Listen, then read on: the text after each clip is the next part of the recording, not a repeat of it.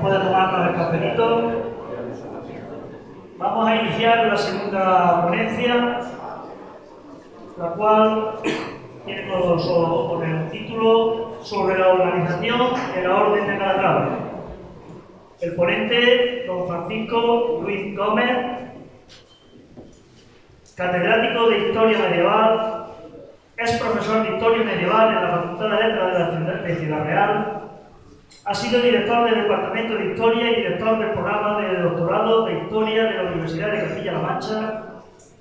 Dirige al Grupo Consolidado de Investigación de Historia Medieval, PORIDAD, en la Universidad de Castilla-La Mancha. Ha sido profesor visitante en multitud de ciudades y países, tales como Nueva York, Francia, Portugal, Argentina, Los Ángeles, etc. Líneas de investigación: Historia Medieval de España, Historia Social y Cultural, Historia de las Órdenes Militares. Y ha publicado más de una decena de libros y más de un centenar de trabajos en forma de artículos y capítulos de libros sobre diversos aspectos de la historia medieval. Don Francisco, cuando quieras. Muchas gracias. Muy buenas tardes. Bueno, es un placer estar en Alcaudete para hablar de la Orden de Calatrava. Vengo precisamente de allí, de Tierras Calatravas, del campo de Calatrava, de Ciudad Real, donde tengo mi puesto de trabajo. Y es un tema muy próximo para nosotros, pues por la historia local, lo mismo que para la mayoría de ustedes aquí. Quiero a todo el público, son muchos y nos abruman los historiadores, los medievalistas no estamos acostumbrados a hablar ante un público tan amplio. Y además de saludarles, quiero darles la enhorabuena porque tienen un ayuntamiento que se preocupa por la historia y por la cultura. No es lo más frecuente, y ustedes seguro que lo van a aprovechar. La historia es el pasado, pero la cultura es el futuro de los pueblos. Los pueblos que no cultivan su cultura tienen muy difícil el progreso, mientras que la cultura lo facilita. Hoy en día, con la crisis de las humanidades, parece difícil afirmar esto, pero es una realidad, no lo olviden. Bueno, han asistido antes a una verdadera lección magistral por Carlos Ayala, el catedrático de la Universidad Autónoma, y va a ser difícil poder mantener ese nivel, seguro que no. Bueno, espero que lo que diga sea de su interés. Vengo de allí, del campo de Calatrava, y traigo esta magnífica fotografía que ilustra algo de lo que han escuchado antes.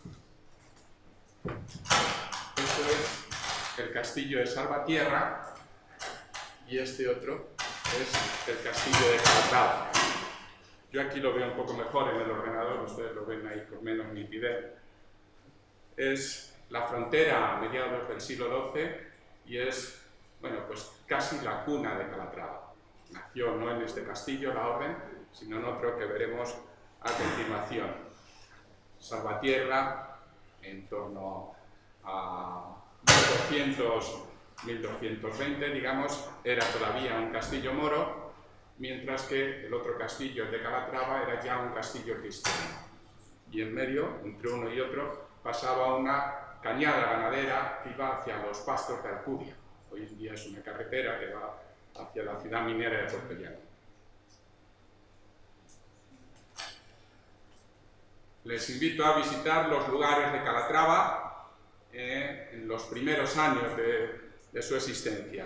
Esa es una imagen de Calatrava la Vieja, donde nació la Orden de Calatrava el año 1158. Y quiero llamarles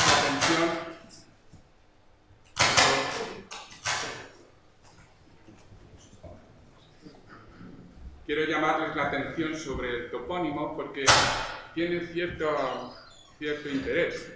Si se fijan, es el nombre de una orden militar, una orden religiosa, y sin embargo el nombre es árabe, Calat Rabah, el castillo de Rabah. Y es un caso no muy frecuente, porque se conservó el nombre árabe para identificar a una orden religiosa. Pues probablemente porque el lugar tenía más peso que la tradición en aquel momento. Era necesario identificar a la orden con una posición en la frontera cuyo nombre era conocido por lo menos por las gentes del lugar, y hoy en día pues por todos los que vivimos en lugares donde estuvo asentada la orden anteriormente. De allí desenclave en la frontera, después de las Navas de Tolosa, salto el desastre de Alarcos, después de la batalla de las Navas de Tolosa, la orden trasladó su lugar de residencia y se fue al castillo que veíamos al principio, Calatrava la Nueva. Es un macizo, un castillo pues, de una envergadura superior quizá a este en el que estamos ahora, aunque muy poco después, a finales del siglo XIII, la orden, los maestres, trasladaron su residencia a un palacio urbano en una ciudad próxima al castillo de Calatrava la Nueva, que es la ciudad de Almagro. Entonces era cabeza de partido y es un pueblo por la provincia de Ciudad Real, que le quitó la cabecera, pero en aquel tiempo era la cabeza del partido, y allí tuvieron su residencia los maestres hasta desde el siglo XIII hasta el siglo XIX, cuando desapareció la orden como consecuencia de la aplicación de las políticas desamortizadoras. Hoy en día, el Palacio de los Maestres en Almagro es la sede del Museo Nacional del Teatro. O sea que si van a visitar la ciudad de Almagro, que está muy vinculada al teatro por el Corral de Comedias, pues lo pueden ver allí. Quiero hacer ahora un breve recorrido por la historia de la presencia de la Orden de Calatrava en este lugar, en Alcaudete. Esto lo estudió hace 25 años un querido compañero que lamentablemente ya no puede estar con nosotros, que fue Enrique Rodríguez Picabea, que en un congreso celebrado en esta ciudad, él presentó pues, un trabajo de juventud, pero que lo valoraba porque lo reeditó poco antes de morir Enrique, que era la recopilación de los documentos que ilustran la historia de la relación, de la presencia de la Orden de Calatrava en este lugar, para aclarar cualquier malentendido, cualquier duda. Y entonces, bueno, siguiendo los documentos que él recogió, quiero poner en relación esos acontecimientos, esos hechos, con la vida de los maestres que estuvieron relacionados con ellos. La presencia de la Orden de Calatrava aquí en Alcaudete se inicia durante el reinado de Fernando III y en relación con dos acontecimientos importantes: la conquista de Jaén, que tiene lugar en febrero de 1246, y la posterior conquista de Sevilla 2 años después, en 1248. Hay una donación previa de 1240 para animar a la orden a conquistar este lugar. Todavía no lo habían conquistado, la promesa real de que se integraría en el señorío Calatrava después de la conquista. El maestre, el primer maestre calatravo en Alcaudete fue Fernández Zutoño, que es un maestre, pues digamos, cruzado, un militar al servicio del rey, que participa en las operaciones militares que tienen lugar en este escenario. A este maestre es al que el rey Fernando III le encomienda la organización defensiva de este territorio que se encuentra en un punto de la frontera najarilla. Como ven, entre Jaén y Córdoba tenemos en este territorio 4 encomiendas calatravas que son las encargadas de, por un lado, articular la defensa y, por otro lado, organizar la repoblación del territorio.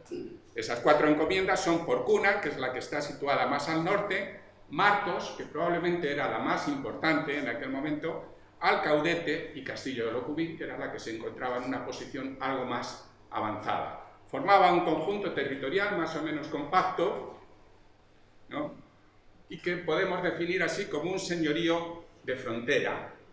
Señorío de frontera con un carácter militar predominante. Y esa función militar defensiva y ofensiva le correspondía a los caballeros calatravos. Bien. Sin embargo, el castillo de Alcaudete se perdió, y la plaza de Alcaudete se perdió el año 1300 como consecuencia de una ofensiva granadina. Ese hecho, que va a ser determinante en la historia de las relaciones entre Calatrava la Orden de Calatrava y el lugar de Alcaudete, hay que encuadrarlo en el maestrazgo de García López de Padilla, al que se refería el profesor que ha intervenido anteriormente. ¿Quién es este García López de Padilla? Bueno, es un maestre que alcanza el maestrazgo, pues gracias al apoyo fundamental, fue un capítulo general donde se le eligió, un tanto conflictivo, porque hubo división entre los milites, entre los caballeros de Calatrava. Se sabe que también recibió una serie de votos el clavero de la orden, que era don Juan Núñez de Prado. No era lo más habitual. Lo habitual es que a la muerte del maestre, el comendador mayor, que era la principal dignidad después del maestre, fuera el sucesor, o al menos él se ocupara de la elección del nuevo maestre. En aquel caso no fue el comendador mayor, sino el clavero, algo que, digamos, rompía la tradición dentro de la orden.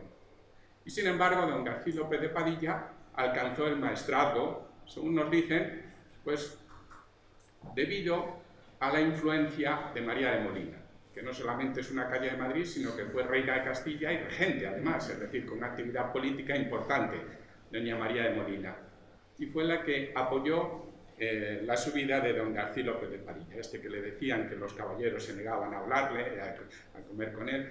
Bueno, el maestrazgo de García López de Padilla fue uno de los primeros maestrazgos realmente conflictivos dentro de la orden.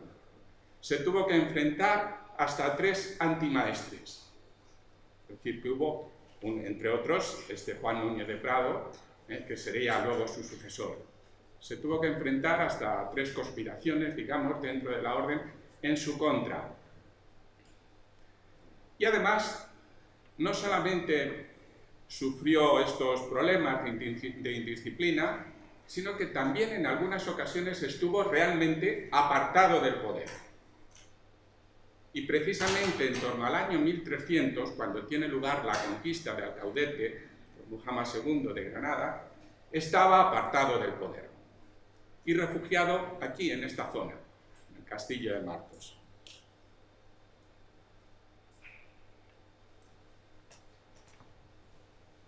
Después, en 1312, Fernando IV, unos meses antes de morir, y poco antes de morir, consigue recuperar la plaza de Alcaudete. Pero ahora no la reintegra a Calatrava, sino que la mantiene en el señorío real, en el realengo, y se reconoce a la orden solo los derechos eclesiásticos sobre este lugar.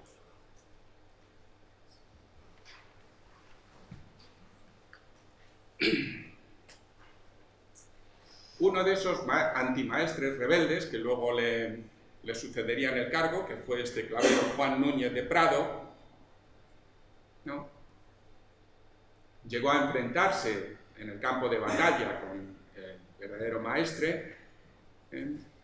Juan Núñez de Prado lanzó acusaciones en contra de don García López de Padilla, lanzó acusaciones de 2 tipos fundamentalmente, una de cobardía y la otra un poco más complicada, más sutil. La de cobardía, pues digamos que era algo subjetivo, algo que unos lo podían apreciar y otros no, porque había abandonado las huestes en el campo de batalla en una ocasión, pero la otra acusación fue que no había sabido mantener el abastecimiento de los castillos de la frontera, y en concreto el de Alcaudete, y que como resultado de ese desabastecimiento había sido conquistado por el rey de Granada. Esta acusación, ¿no?, digo que es algo más compleja porque en realidad encierra una de las claves del problema, y es la corrupción. Es decir, las rentas de la orden no se utilizaban para sus verdaderos fines, que era garantizar la seguridad de sus castillos y garantizar la frontera del reino frente al rey de Granada. Era una acusación, por lo tanto, de corrupción, de malversación, lo que se hacía en ese caso. Bueno, antes se ha suscitado un pequeño debate sobre este hecho, ¿no? ¿Qué es lo que ocurre? Entre 1300, cuando se pierde la plaza, y el momento en el que se hacen estas acusaciones al maestre, 1322, 1324, han ocurrido algunos acontecimientos importantes. En relación con la historia de las órdenes militares, hay que mencionar sobre todo pues, la desaparición del Temple, el año 1314, y la muerte en la hoguera del último de sus maestres, Jacques de Molay. El juicio de los templarios y la desaparición del Temple fue un acontecimiento realmente que convulsionó a las gentes de la época. Hizo tambalearse las creencias y los fundamentos más elementales de aquellas gentes. Eran acusaciones muy graves las que se hacían contra servidores, caballeros de Cristo, ¿no? Como eran los templarios. Por Europa, y en el seno tanto de la Iglesia como de las órdenes militares, circularon acusaciones que son similares a las que se hacen contra el maestre García López de Padilla. Es decir, los templarios, lo mismo que los hospitalarios, se les hacía responsables de la pérdida de Tierra Santa. Y se decía que se habían perdido, no habían sabido cumplir su misión de defender los asentamientos en Palestina, se habían perdido por la corrupción interna de estas órdenes. Y las ideas que circulaban son esas mismas que hemos visto que de alguna manera estaban en la mente de Alfonso XI, del rey de Castilla en aquel momento, era, pues, si no suprimir las órdenes, sí reorganizarlas. La idea era unificar todas las órdenes en una sola y someterlas a la autoridad de la Iglesia y a la autoridad de los reyes en cada reino.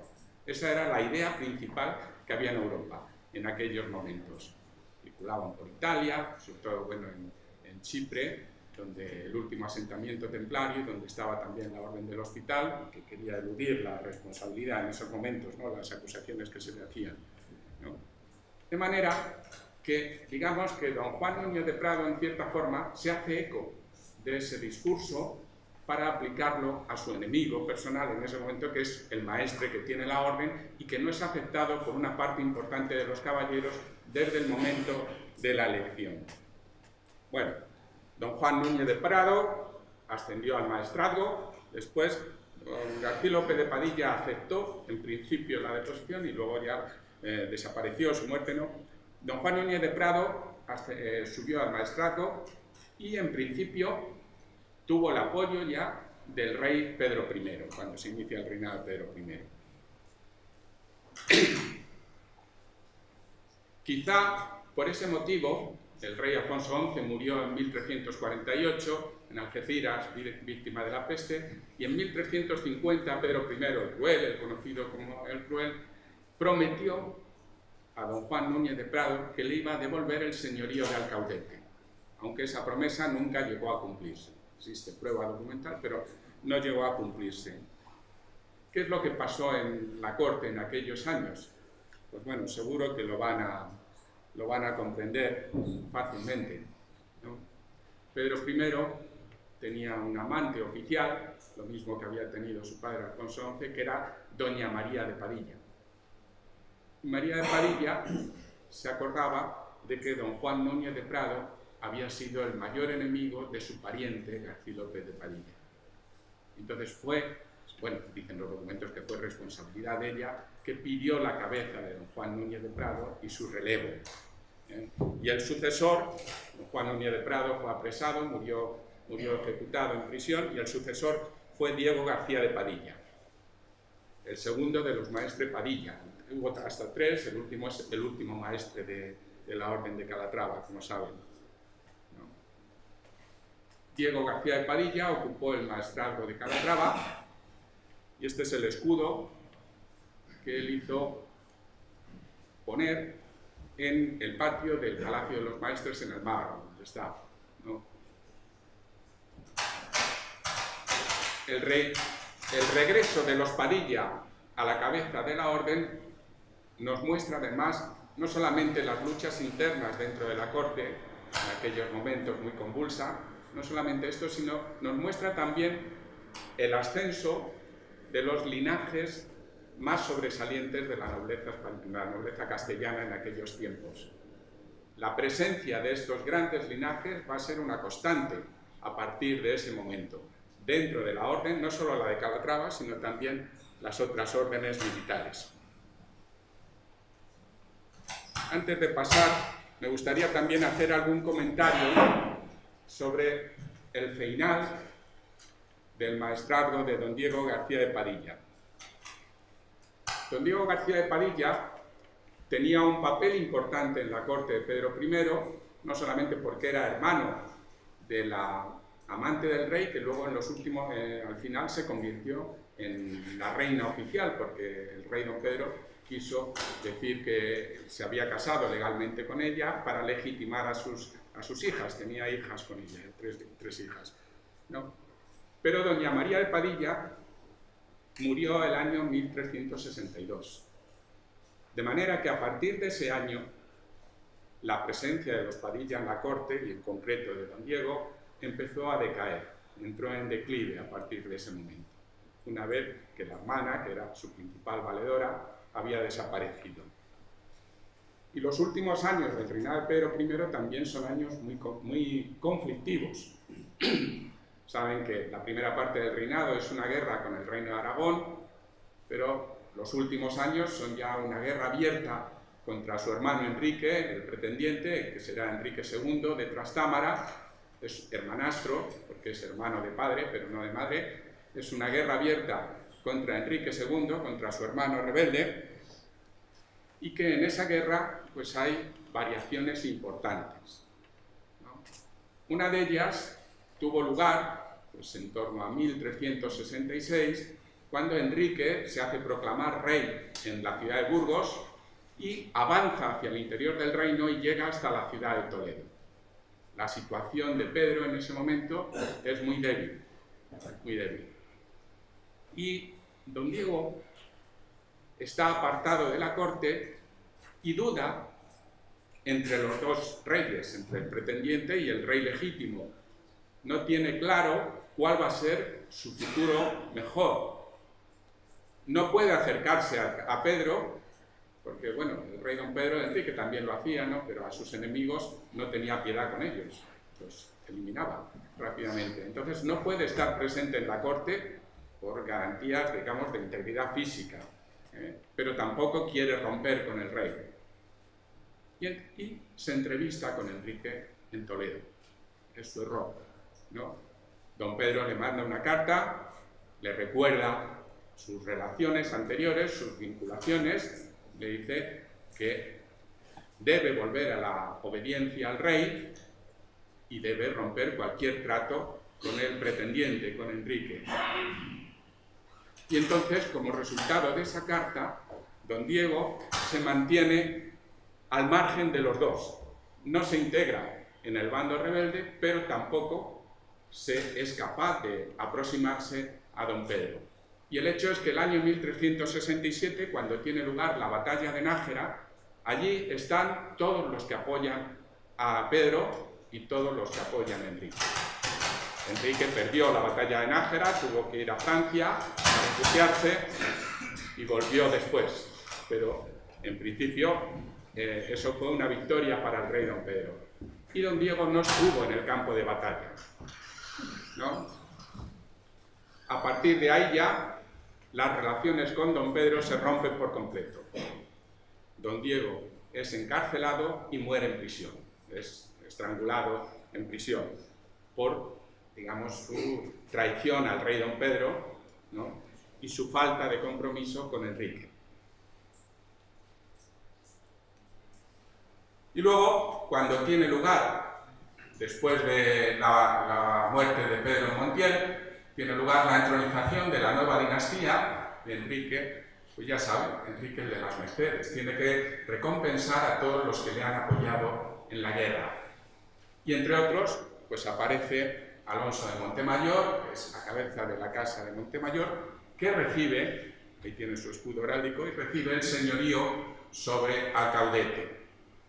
Esta casa de Montemayor mantiene relaciones de parentesco con los Fernández de Córdoba, que es una de las principales casas nobiliarias de Andalucía y de toda España, es la del Gran Capitán, con el linaje del Gran Capitán, como sabes, ¿no? Mantiene relaciones con los Fernández de Córdoba, terminarían integrándose en la Casa de Frías, que es donde está el castillo de Montemayor de Pirilla, donde tenían su archivo, el archivo ducal original, hoy en día ya está en el archivo de la Nobleza Española en Toledo, y dentro de ese linaje, ya en tiempos de Carlos I, en 1529, se creó el condado de Alcaudete. Es una casa que va a tener pues, un gran esplendor en aquellos momentos, en el siglo XVI, van a ser virreyes de Orán y demás.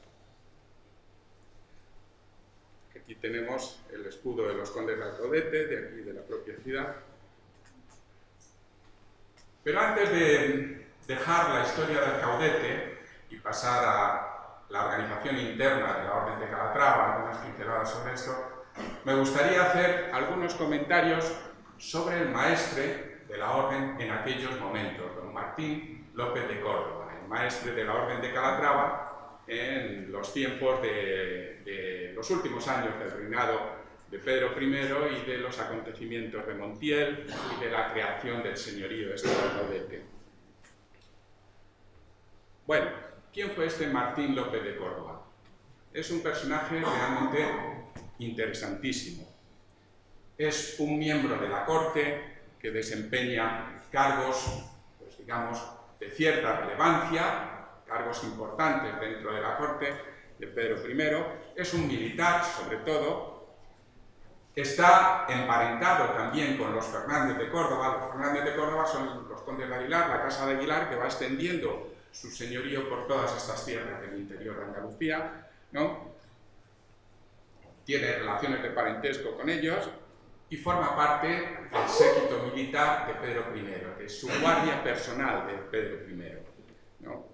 Entre otras funciones, pues quizá la más importante que llegó a desempeñar dentro de la corte fue la de adelantado mayor del Reino de Murcia, gobernador militar, diríamos hoy en día, el antiguo reino moro de Murcia, que ahora formaba parte ya de uno de los reinos que componían la corona castellana.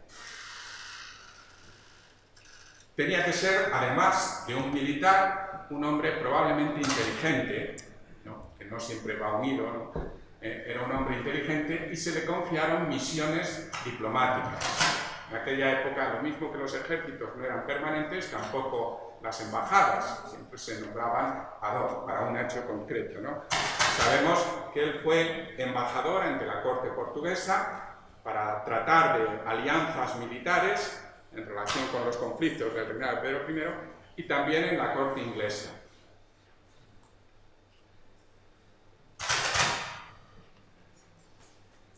El año 1362, este caballero, don Martín, que era, como digo, un miembro laico, seglar de la corte, enviudó.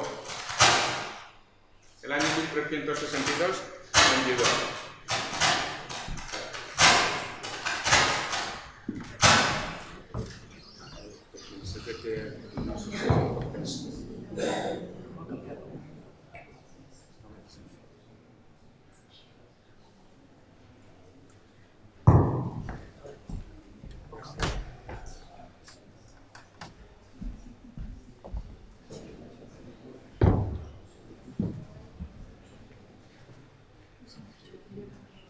Sí, ya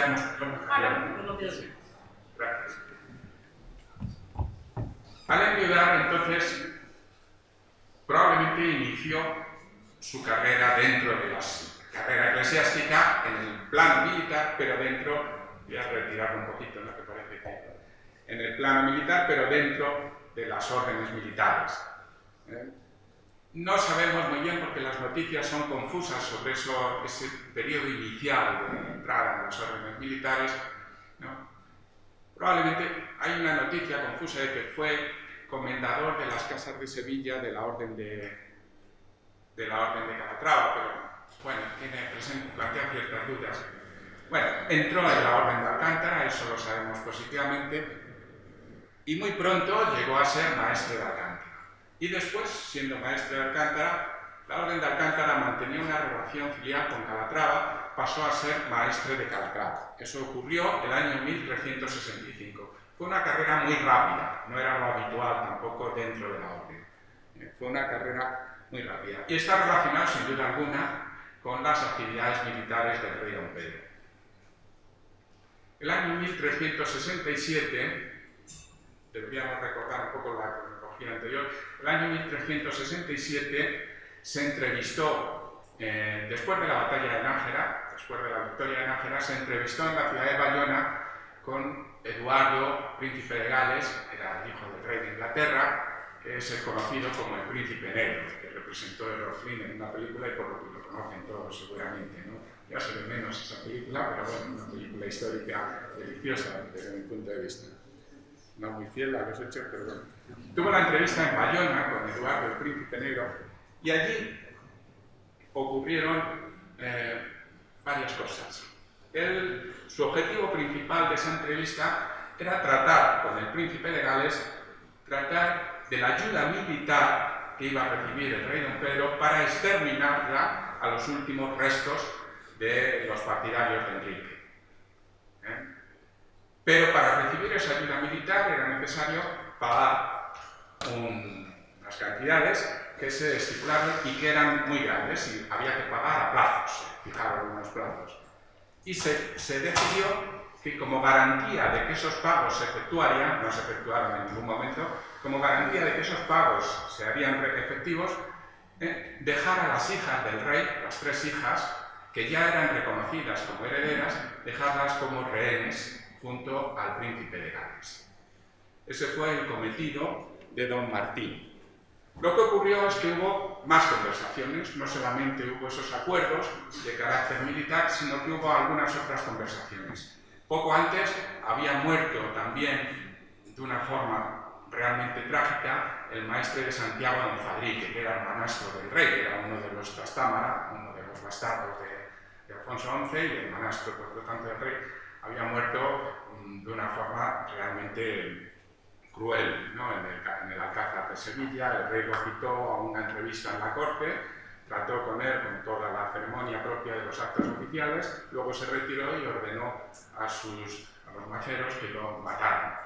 Salió huyendo, lo pillaron en los jardines del Alcázar Real y lo mataron a mazazos, le rompieron el cráneo y demás, ¿no? Bueno, fue una muerte realmente trágica. Y entonces el príncipe de Gales se quejó de la extrema crueldad del rey, insinuando que eso podría ser, esto lo dice el canciller Ayala, de manera que estaba bien informado, insinuando que es probable que el rey sufriera una enajenación. Y entonces, sin llegar a comprometerse a más, hablaron los dos, don Martín y el príncipe de Gales, hablaron de la posibilidad de que el rey don Pedro perdiera el trono, por esta cólera que le impulsaba en determinadas decisiones, y que en ese caso habría que garantizar la seguridad del reino repartiéndose el control del reino en 2 zonas entre los dos. El príncipe de Gales se reservaba la mitad norte y para don Martín quedaba la parte sur, sobre todo Andalucía, ¿no? Estos son conversaciones de alto nivel político que probablemente tenían lugar con más frecuencia de lo que pensamos. El problema es que llegaron al conocimiento del rey don Pedro, que se había comprometido con el príncipe de Gales en su contra en el caso de que perdiera el poder. Bueno, don Martín seguramente intentó, cuando don Pedro conoció estos hechos, pues, quiso tomar medidas en su contra, pero don Martín le daría alguna garantía para que recuperase la confianza en él. No fue total, desde luego, esa recuperación de la confianza. Pero a continuación ocurrió otro hecho, ya aquí en Andalucía, aquí en Castilla. Después de nombrarlo maestre de Calatrava, don Pedro se encontró con que algunas ciudades del reino se habían declarado en abierta rebeldía. Y una de esas ciudades fue la ciudad de Córdoba. Encabezaban la rebeldía en la ciudad de Córdoba, entre otros, estos 2 personajes, don Gonzalo Fernández de Córdoba, que era cabeza del linaje de los Fernández de Córdoba, y don Alonso de Montemayor, que son ya personajes que hemos mencionado antes y que vamos conociendo, que era el cabeza de la casa de Montemayor. Ordenó a don Martín que se entrevistara con ellos, que los invitara a una cena y que tuviera preparado ya todo para poder apresarlos y ejecutarlos en prisión. Al recibir esta orden, probablemente don Martín sopesó entre la fidelidad al rey don Pedro, que tenía ciertas flaquezas, y el peso de la sangre. Él pertenecía a esos 2 linajes de alguna forma, ¿no? Y entonces tomó una decisión personal que fue realmente para él fue lo peor. Decidió convocarlos en secreto antes de celebrar esas cenas, les advirtió de las intenciones del rey don Pedro, que le había dado orden de apresarlos, y facilitó su vida, de manera que escaparon. Cuando el rey don Pedro se enteró de esto, ya sí montó en cólera y entonces ordenó el apresamiento de don Martín. Ya no se lo perdonó. Si lo de Bayona podía pasar, esto que había ocurrido en Córdoba, que era responsabilidad directa de él, no se podía disculpar de ninguna manera. Y entonces ordenó al comendador de Martos que lo apresara. Y así hizo. El comendador de Martos apresó a don Martín, lo tuvo preso en la villa de Martos y le dio orden de que lo ejecutara en prisión. Y ocurrió algo sorprendente en ese momento. Van a ver que nos permite comprender un poco cómo eran las relaciones con el reino nazarí en aquellos años, ¿no? El rey de Granada, Mohammed V, tuvo noticias de que había orden del rey para que don Martín fuera ejecutado y envió una carta diciendo que de ninguna manera, al contrario, liberasen a don Martín o si no él mismo tomaría la plaza y lo liberaría poniéndolo a su servicio. Es decir, con el rey de Granada había unas relaciones de servicio similares a las que había entre estos grandes linajes, como hemos visto antes los Fernández de Córdoba y demás. La carta del rey de Granada fue suficiente para que don Martín pudiera salvar la vida. Fue liberado, exactamente, y recuperó el maestrazgo de Calatrava. De manera que llegamos a 1369, el año de Montiel, de la muerte de Montiel, y don Martín sigue encabezando las huestes de la Orden de Calatrava. Pero no tiene confianza con el rey don Pedro. No está en su séquito. A pesar de que era su principal función garantizar la seguridad del rey, don Martín se mantiene a una cierta distancia. 60 kilómetros de distancia, es decir, no va en el séquito. El rey don Pedro llega a Montiel, como saben, bueno, salto los acontecimientos de Montiel y muere. Don Martín debería haber estado a su lado lo mismo que estuvo en Nájera y había estado en otros acontecimientos militares del pasado. Estaba en Baeza. A esa distancia veía los acontecimientos, ¿no? Y probablemente, vamos, no probablemente, estaba a la expectativa de lo que pudiera ocurrir. Es decir, si la muerte de don Pedro fue resultado de una conjura, don Martín tuvo noticias de esa conspiración para matar al rey don Pedro, porque estaba pendiente de lo que ocurriera en Montiel. Y así emisarios llegaron rápidamente y le dieron la noticia de que el rey había muerto, y entonces él volvió el camino. Y volvió rápidamente desde Baeza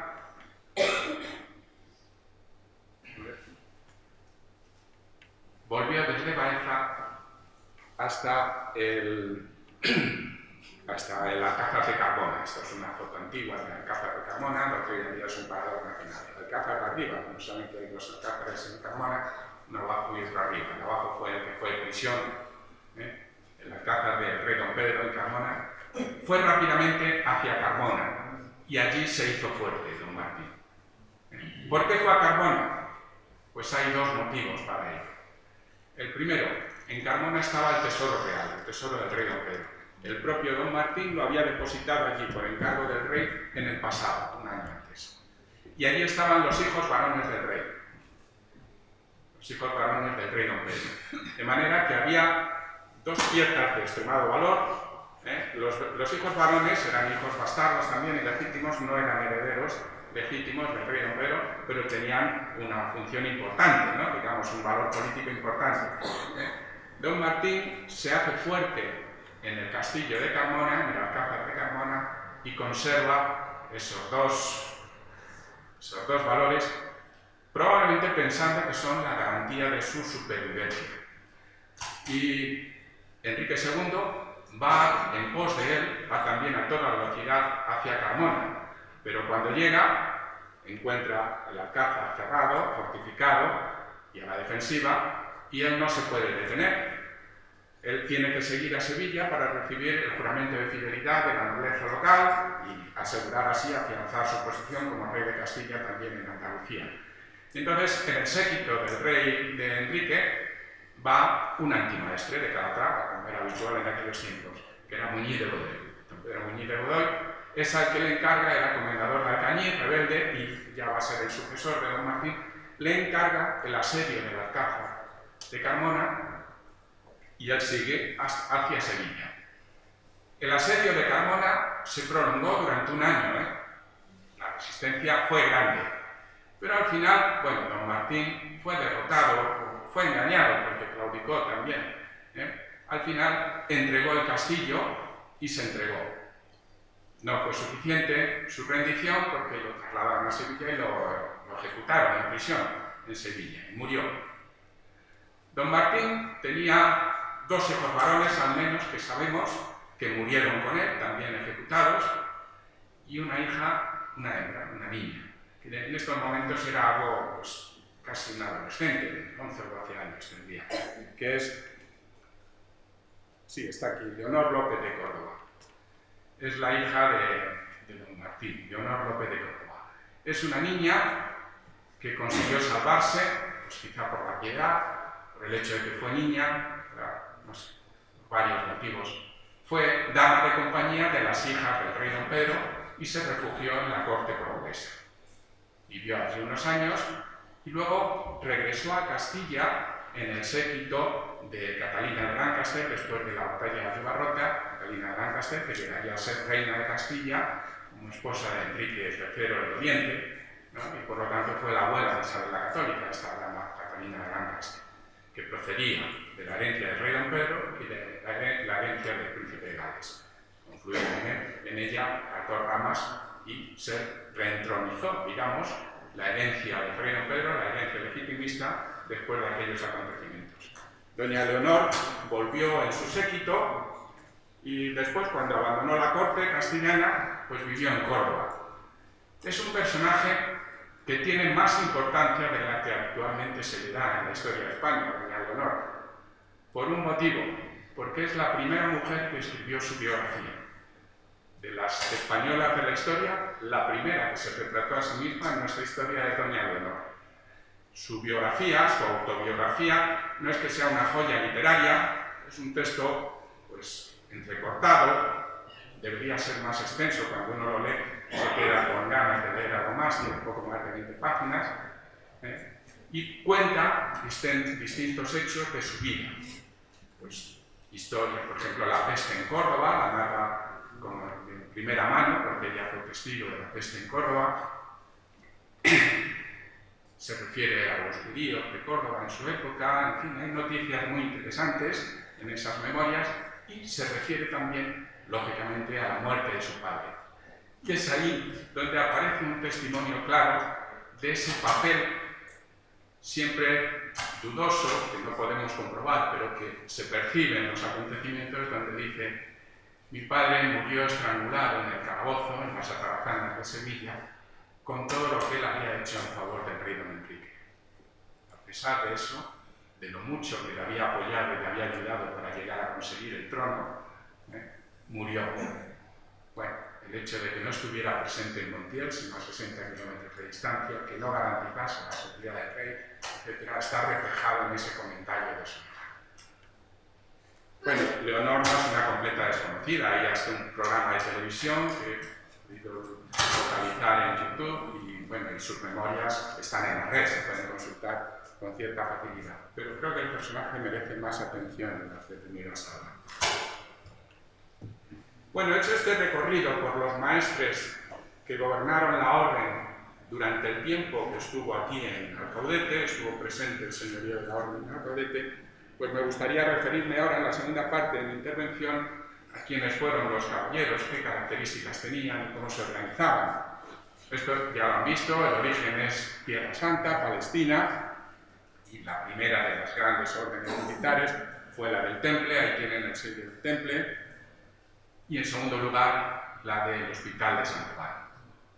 En Tierra Santa, después de la primera cruzada, pues digamos que hubo un movimiento para garantizar para conseguir 2 objetivos relacionados con los peregrinos, fundamentalmente. Primero, garantizar su seguridad cuando iban en peregrinación hasta los santos lugares. Tengan en cuenta que cuando se viaja a Tierra Santa, se llega por mar, normalmente hasta Haifa, el puerto de Haifa, y luego hay que cruzar unos 60 kilómetros, una franja de 60 kilómetros del desierto hasta llegar a la ciudad de Jerusalén. Y ahí, al cruzar el desierto, si el viaje por mar era muy peligroso, lleno de incertidumbres, el desierto era un verdadero peligro porque eran asaltados, etcétera, los peregrinos, ¿no? Llegaban en muy malas condiciones, muchos de ellos, a la ciudad de Jerusalén. Bueno, garantizar la seguridad. Los templarios, digamos, que se comprometían a eso, dar escolta a los peregrinos y demás. Y el otro, cuando llegaban a Jerusalén, pues muchos llegaban desfallecidos, enfermos, etcétera, pues darle asistencia hospitalaria a estos peregrinos cuando llegaban allí a la ciudad santa, bien para que muriesen en paz, como les ocurría a la mayoría, o para que pudieran recuperarse y regresar a sus lugares de origen, ¿no? De manera que, combinada una orden con la otra, pues cumplían esa función. Es cierto que, a diferencia de otras órdenes religiosas, las órdenes militares tenían una característica que las singularizaba, y era que empleaban la violencia para defender la fe. Eso no era tan habitual, entre otras cosas porque los religiosos no podían empuñar armas ni verter sangre, ¿no? Era algo que iba en contra de su espíritu. Y hubo detractores dentro de la Iglesia de ese movimiento. Sin embargo, esta idea se fue imponiendo que era legítimo la defensa de la fe. El templo estuvo a punto de desaparecer en principio, cuando se fundó, 9 hermanos, ¿no? Parece que tenían relación anterior con los cistercienses. Entonces el primer maestre del temple, Hugo de Pañés, tuvo que venir a Europa para pedir ayuda para que la orden no desapareciera. Eran tan pobres y tenían tan pocos recursos que necesitaban apoyo desde ultramar, desde Europa, para poder cumplir sus objetivos. Y este Hugo de Pañés se entrevistó, era pariente lejano con Bernardo de Claraval, que era la mente más lúcida del siglo XII y también un espíritu inquieto, no era un hombre ni mucho menos disciplinado, digamos, ¿no? Y Bernardo de Claraval escribió un tratado doctrinal a favor del temple, la alabanza de la nueva milicia, de la de nueva milicia. Y hay algunos párrafos. A ver, este texto, la mitad es para difundir ideas sobre Tierra Santa, una especie de guía para peregrinos, y la segunda mitad es un tratado de la caballería militar. Y dice, por ejemplo, algunas de las citas literarias, el texto está en latín, claro, pero dice: no es que necesariamente debamos matar a los paganos, si hay otros medios para detener sus ofensivas y reprimir su violenta opresión sobre los fieles cristianos. Y añade: pero en las actuales circunstancias, en tiempo de cruzada, cuando era aquello, es preferible su muerte. Es decir, ante la duda, mejor los matamos, porque con esto nos liberamos de muchos problemas. ¿Y quiénes son los que deben llevar a cabo este sacrificio de los infieles? Pues la nueva milicia, los caballeros del temple. Y este es uno de los párrafos más conocidos de esa obra. Dice: yo no sé cómo habría que llamarles, si monjes o soldados. La frase latina es preciosa: monacos qui delicet a milites. Monjes o soldados, da igual, uno u otro, equivale una cosa a la otra. Para hablar en propiedad sería mejor decir que son las dos cosas a la vez, porque compaginan la mansedumbre del monje con la fortaleza del soldado. Ahí se llega la legitimidad del movimiento. Estas órdenes militares desde Palestina se extendieron también por Europa y entre otros lugares, pues primero por la Corona de Aragón, luego por Castilla, por Portugal, fueron extendiéndose, y en el centro de la península pues constituyeron allí, cuando aparecieron las órdenes militares hispánicas, pues sus casas centrales: Calatrava la Vieja, Consuegra, que era el castillo de los hospitalarios, o Uclés, el convento de Uclés, que era el de la Orden de Santiago. Como les han dicho antes, era la primera experiencia de una orden militar fuera de Tierra Santa, y también habría que añadir, porque estas órdenes militares en Tierra Santa tenían una impronta francesa, estaban muy vinculadas al Reino de Francia, ¿no? Pues fuera de Francia. Aunque también dentro de las órdenes la influencia francesa está presente. Por ejemplo, los miembros de las órdenes se llamaban frailes, no frailes, freires, que era una forma de francés, frère, hermano, adaptado al castellano. Hay una influencia francesa, por ejemplo, decimos las casas centrales, pero ellos decían a la maison, Cuando hablaban de su casa central, lo decían en francés, porque era la cultura propia de ese ambiente, ¿no? Se crearon 7 órdenes en muy poco tiempo: Calatrava, Santiago, las otras son filiales de Calatrava. Montjoy, Santiago era más una orden leonesa, que tenía también asiento en Castilla, y que en estos momentos el reino de Castilla y de León estaban separados todavía. Montjoy, San Julián del Pereiro, que era una orden leonesa, que luego fue la orden de Alcántara, o Évora, en Portugal. Y además estas órdenes pues gozaron desde el principio pues de ciertos privilegios derivados de su vinculación a la corona. Servían militarmente a la corona y obtenían beneficios por ello. El patronato real y bueno, otros muchos que ahora no voy a enumerar. Y la fundación de Calatrava, a la que antes se ha referido también, no la voy a exponer aquí con tanto detalle. Lo único, leyendo el relato de la fundación de Calatrava, cuando se conquista la plaza de Calatrava, Alfonso VII, que es el rey de Castilla y de León en ese caso, en aquellos momentos, lo primero que hace es restituir el arcedianato de Calatrava, vinculado al obispo de Toledo, a la mitra toledana. Restablece, por lo tanto, la organización eclesiástica en el lugar. Y a continuación encomienda a la Orden del Temple la defensa del lugar. Probablemente la Orden del Temple nunca estuvo en Calatrava, pero ese relato, para que luego se retiren los templarios y se cree una orden propia, pues en cierta manera reconstruye la historia del Temple en Castilla.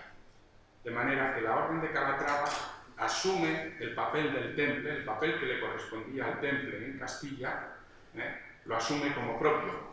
No es una ruptura, sino una sustitución, lo que se desprende, a mi modo de ver, de ese relato sobre los primeros años de Calatrava. Y también tengan en cuenta la cronología, desde 1158 a 1164. Son 6 años, lo que muestra la dificultad del proyecto. Cuando el Cister acepta la Orden de Calatrava, como dice Ut Vere Fratres, como verdaderos hermanos, inmediatamente el Papa concede la bula del reconocimiento de la Orden. Son meses nada más de diferencia. Bueno, la Orden de Calatrava, vinculada a la corona, participa en las conquistas de aquel tiempo y entonces va desarrollando su campo propio, digamos, del partido de Calatrava, que era el núcleo original donde había surgido y de donde procede su nombre, pues a ellos se van uniendo también el de Zorita, la encomienda de Alcañiz y el partido de Andalucía, ¿no? En estos territorios luego tenía encomiendas repartidas por otros. Las principales ciudades se llaman encomiendas de las casas de Toledo, de Sevilla, etc., ¿no? Esos territorios se van organizando en principio a partir de castillos. Los castillos son la unidad, los polos en los que se articula ese territorio. Aquí tenemos los castillos del Valle del Tajo, que son los primeros al norte del mapa, y luego los del campo de Calatrava. Me disculpo por no haber incluido otro con los castillos en Andalucía, pero es cierto que la situación en Andalucía ya era diferente y la orden no tuvo el papel preponderante que tuvo aquí en este lugar. ¿No? Unos 60 castillos más o menos eran lo que daba coherencia al territorio que tenía bajo su señorío. Aquí tenemos el Caudete en Andalucía. Los miembros de la orden eran de 3 tipos. Los primeros eran los milites, los caballeros, los que desempeñaban la función militar. Bueno, sabemos que en la segunda mitad del siglo XIII, por una noticia indirecta, en Calatrava había unos 180 caballeros, más o menos. Probablemente su número, a lo largo de los siglos finales de la Edad Media, se incrementó un poquito, superarían los 200, pero más o menos. Luego estaban los clérigos, frailes conventuales. Esta es una imagen de San Raimundo. No es muy frecuente la iconografía sobre San Raimundo, la he tomado del retablo del altar mayor de la Catedral de Ciudad Real y es del siglo XX, claro, del siglo pasado. No hay muchas imágenes de San Raimundo. Y los terceros, pues, las monjas, ¿no? Ahora, por la ley de la ciencia hay que pensar en las mujeres siempre. ¿Dónde están las mujeres? Había freilas de Calatrava, eran monjas bernardas, monjas bernardas que primero, el primer convento era de Santa María de Crilla, pero luego se fueron asentando En las ciudades más importantes había en Almagro, en Toledo, y finalmente, por ejemplo, también en Madrid. Y en Madrid es donde se ha conservado el convento de las monjas de Calatrava, en la calle de Alcalá, que se ha restaurado hace unos pocos años, y es un templo realmente espléndido. Les aconsejo que si van a Madrid no dejen de visitarlo, está muy cerca de la Puerta del Sol. Entre la Puerta del Sol y la Plaza de Cibeles, en mitad de camino, está el convento de las monjas de Calatrava.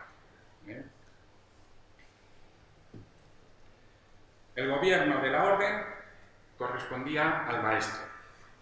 El maestre era elegido por el capítulo general siguiendo la voluntad de la mayoría. Decían la regla de los estatutos, mayor et sanior pars, el capítulo general. La mayor y la más sana, inspirada por el Espíritu Santo. Antes de la elección se celebraba una misa del Espíritu Santo para que inspirase a los hermanos y que eligieran al mejor maestro. Es cierto que no siempre era tan libre la elección. Había muchas presiones, sobre todo desde que los grandes linajes nobiliarios están presentes en la corte, en la orden.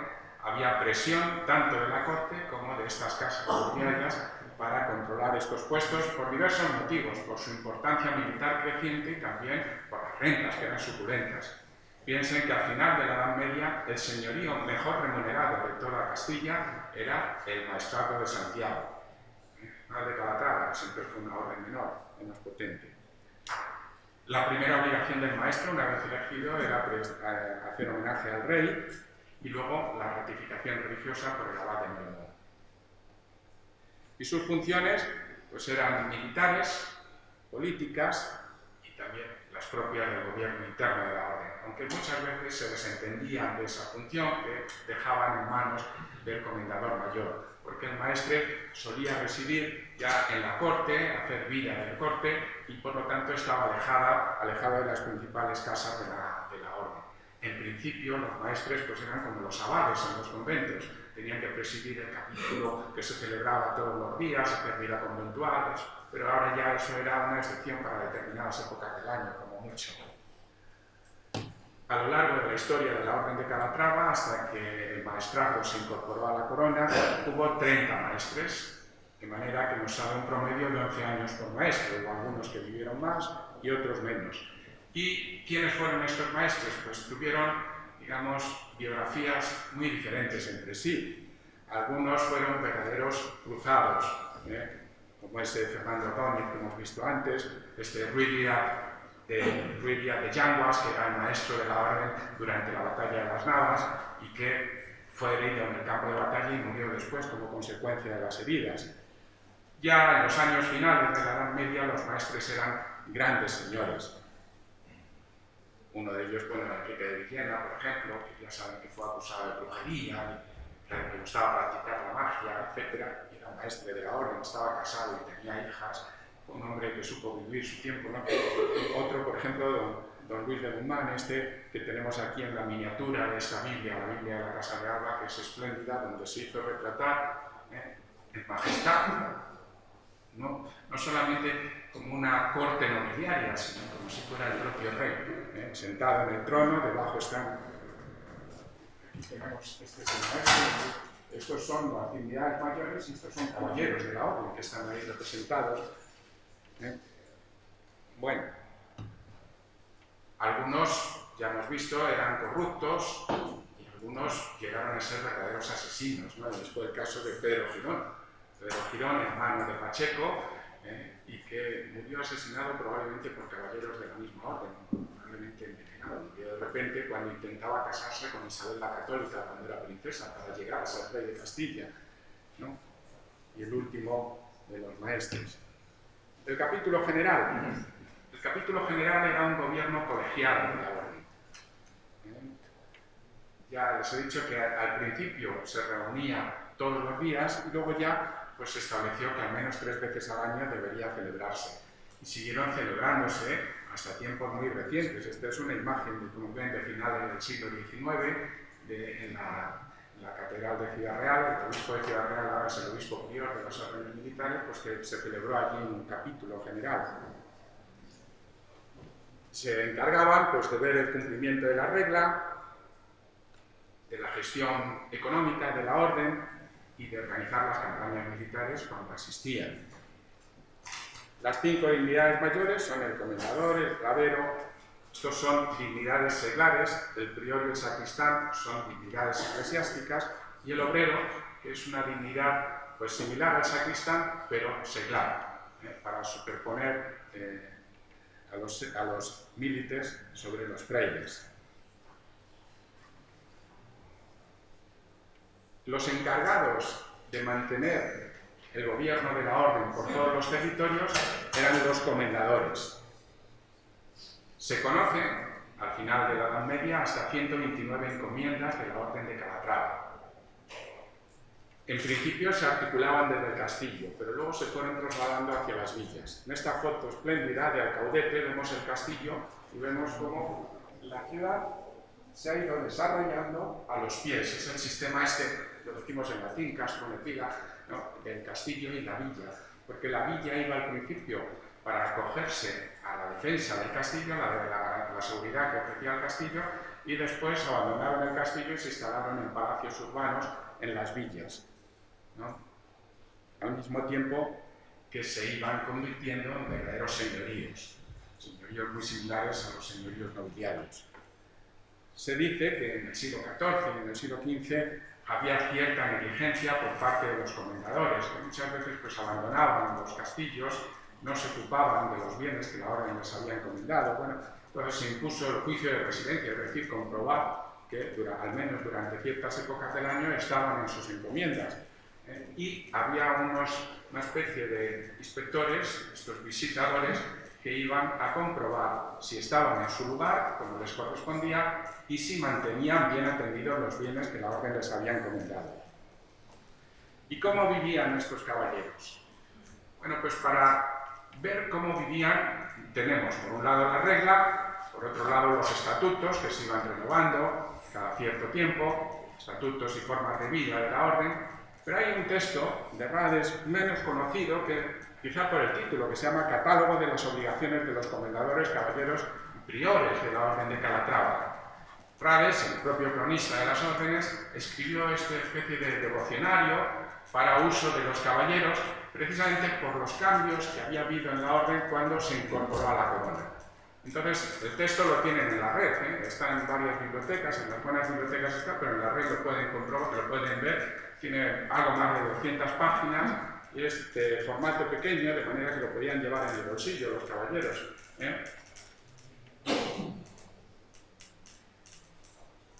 Ahí nos transmite mucha información sobre la mentalidad de estos caballeros de la orden al final de la Edad Media. Se dice que tienen que entrar en la orden, tienen que ingresar guiados por la vocación religiosa y no por la codicia de los privilegios o los beneficios. Ya saben que muchas veces cuando se advierte de algo es porque es una realidad, ¿no? Era una recomendación para corregir una realidad, sin duda alguna. Y que esa profesión dentro de la orden tenía que seguir un cierto ceremonial bastante estructurado. Por ejemplo, dice, todos los que deseaban entrar en la orden tenían que tener una aceptación previa por escrito de su candidatura y deberían hacer un noviciado en el convento de Calatrava. Tenían que ir acompañados por el padrino, que era el que proponía su ingreso en la orden, y con esa licencia prestar juramento. Se dice que se la pongan sobre la cabeza para decir que la comprenden, ¿no? Se lo ponen sobre la cabeza para manifestar así simbólicamente que comprenden lo que dice allí y jurar que iban a cumplir todos los mandatos de la orden. Y luego purificarse, confesar, comulgar y entrar en la orden en estado de gracia, digamos, ¿no? La profesión nos la describe también con todo detalle Rades y dice que primero es una profesión, digamos, militar, laica. Se le ciñe la espada, las espuelas y se le toma juramento. Dios Todopoderoso os haga buen caballero, y Señor San Benito y Señor San Bernardo, que son los patronos de la orden, los dos santos patronos de la orden, sean vuestros abogados, y amén. ¿No?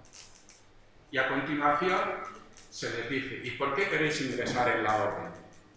¿Qué es lo que queréis de la orden? Y él, el que iba a ingresar, el novicio, decía, solo quiero la misericordia de Dios y del maestre, o del rey ya, en tiempos de Fares, ¿no? Solo quiero la misericordia de Dios y de mi maestre.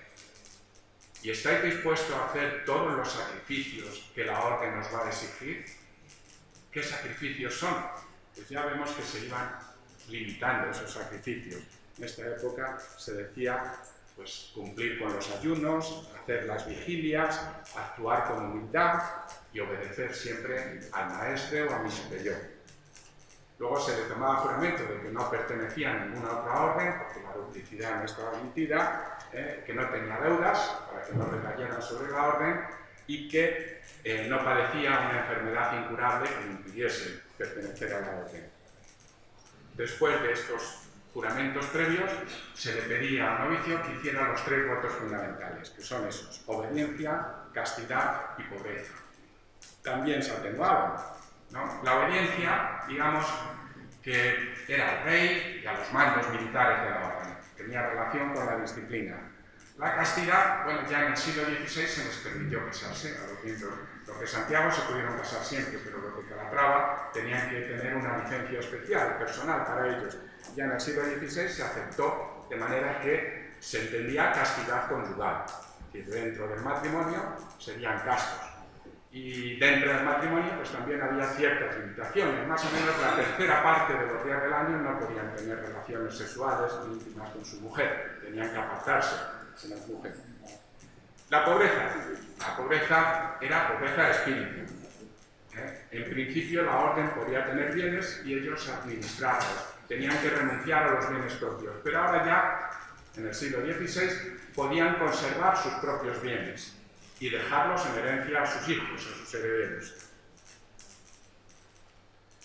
Luego, cuando pasaba el noviciado, que debería durar 1 año, pero a veces ese noviciado se limitaba a unos días nada más, ya podían profesar como miembros de la orden. Y era una ceremonia pues, similar a la ordenación religiosa, se hacía tumbados en el suelo en la iglesia de Calatrava, donde prometían someterse a la orden, y luego de rodillas ofrecían sus manos para que el maestre o su representante las cogiera, la ceremonia de la immistio manum, la mezcla de manos, él se ofrece, el maestro coge para expresar así su aceptación. Y luego venía la pestozada, la señal de confianza, bueno, ya te has ganado el derecho de pertenecer a la orden. Una vez dentro de la orden, ¿qué hacían? Pues llevaban una vida secular, pero también religiosa.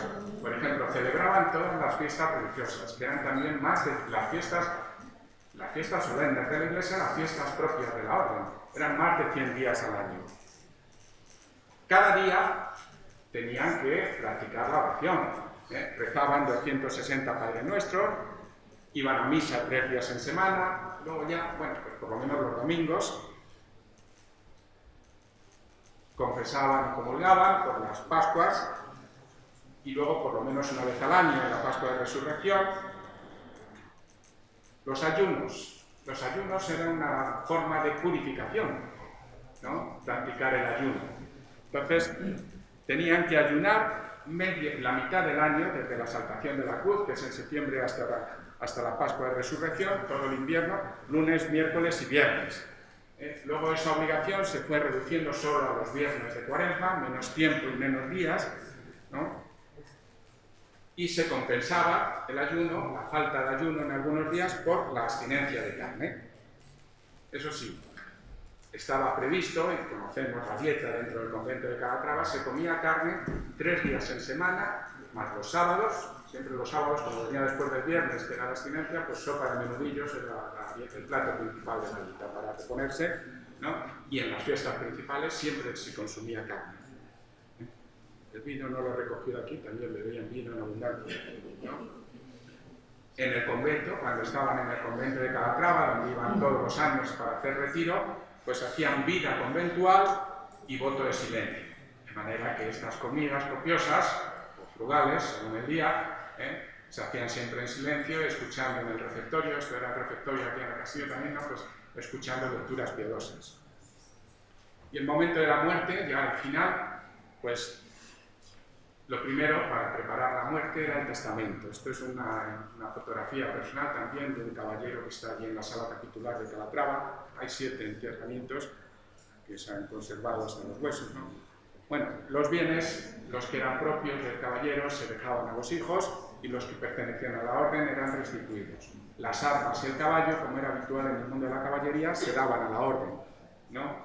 Y normalmente los caballeros querían ser sepultados dentro de algún templo calatravo. El momento de la muerte lo describe con una cierta sentimiento trágico, lo describe Rades cómo se producía la muerte de los caballeros allí en el convento, ¿no? Se encuadra dentro de esta idea de que el momento de la muerte es un momento de tránsito de la vida material a la vida espiritual y que tiene que ser acompañado con ciertas garantías, ¿no? Primero había que expresar el desprecio del mundo, contentum mundi, desprecio del mundo, y en la orden de San Juan, por ejemplo, se practicaba el desapropiamiento. Antes de morir, cuando el caballero sentía la posibilidad de la muerte, renunciaba a todos los bienes y a sus vestidos. Desnudo, esperaba la llegada de la muerte, ¿no? Dice que los caballeros de Calatrava, cuando sentían llegar la muerte, entonces eran rodeados por los hermanos que estaban rezando salmos a su alrededor, y que entonces en la misma celda hacían una cruz de ceniza en el suelo, ponían una alfombra sobre las cenizas y a continuación cogían el cuerpo del moribundo y lo trasladaban al suelo para esperar la muerte. Bueno, si los ayunos hoy en día se han identificado con la anorexia, se habla de sagrada anorexia dentro de las órdenes religiosas, esto sin duda alguna se relaciona con la eutanasia, ¿no? El propio Rades dice que es una práctica muy peligrosa, que a él le horroriza y que recomienda que no se mueva el moribundo del lecho y que se espere junto a él hasta que se produzca el óbito, ¿no? Y una vez muerto, pues se acababa la historia.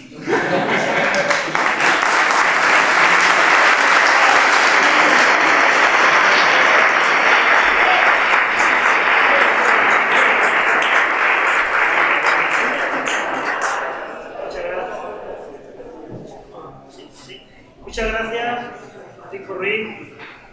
¿Se me oye? Bueno, ¿alguna pregunta rápida? Creo que se ha quedado bastante bien explicado, ¿verdad? Muy bien, pues muchas gracias.